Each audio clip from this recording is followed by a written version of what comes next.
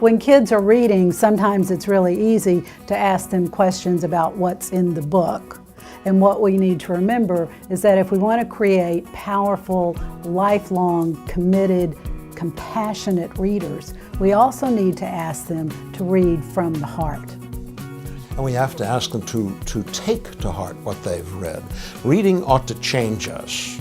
Let me rephrase that. Reading ought to enable us to change ourselves. The power, the agency ought to reside in the reader, not in the book. I don't want to submit to the book.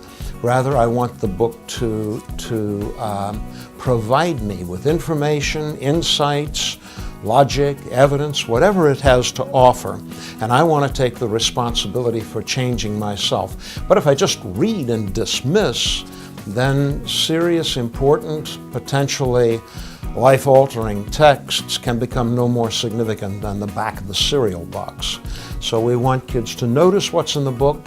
We want them to pay attention to what's in themselves that shapes their reading.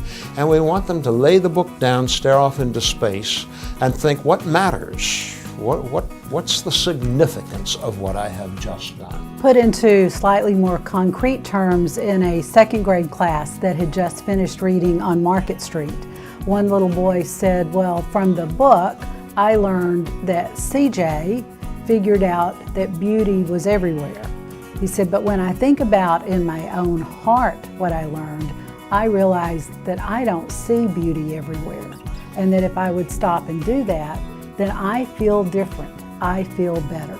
And when he did that, when he shifted that look from simply what was happening in the text to how that text changed or helped him change who he was and how he saw himself in the world, then that kid was moving closer to realizing that when we take things to heart, reading can actually change us.